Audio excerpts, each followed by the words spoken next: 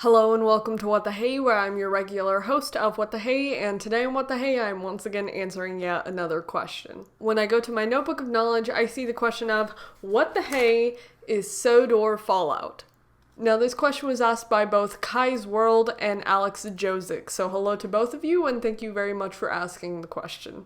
Now, in terms of a basic description, Sodor Fallout is an alternate universe within the fictional franchise of Thomas the Tank Engine, and basically it's the idea of a nuclear fallout that affects the various locomotives within the story.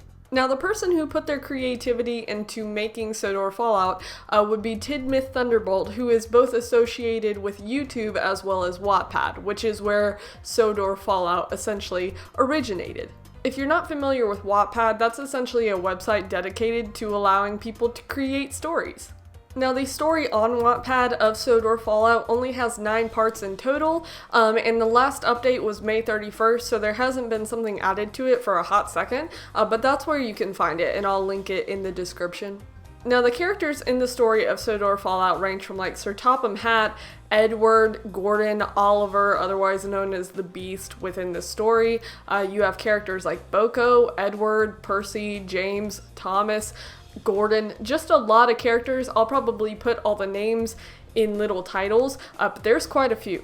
The story itself is written kind of like a journal, like this one person is just kind of narrating and describing what's going on within Sodor Fallout, and I'll kind of give a little bit of a summary. So essentially the beginning of the story revolves around Sir Topham Hatt essentially funding and like introducing some like nuclear plants around the Thomas the Tank Engine universe. And supposedly there is a blast, quote unquote, that goes off that affects a bunch of the engines, whether they're mutated or they're just kind of driven insane because of the whole scenario.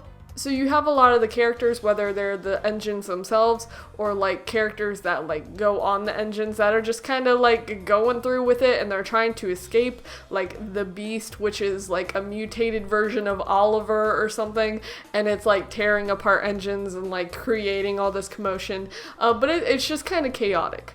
In terms of my general thoughts, I think it's pretty creative. I kind of like the idea of nuclear fallout scenarios. I kind of like dystopian stuff like that. I do really like the format of the way that the story is written as far as like a journal, because I think the like point of view makes it interesting that way. I've been introduced to the idea of Sodor Fallout multiple times, whether that's reacting to videos, which is also super creative and super cool that people have created animations and like all the stuff for Sodor Fallout.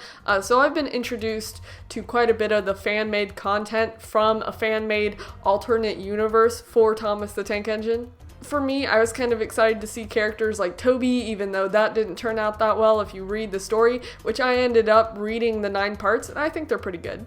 In general, you definitely have people on different spectrums in regards to how they appreciate the story. Like, I think it's very creative and unique. I just definitely don't take it as seriously as some people do because it revolves around Thomas the Tank Engine, which I don't usually like apply to the idea of like a nuclear fallout, but it's still very interesting.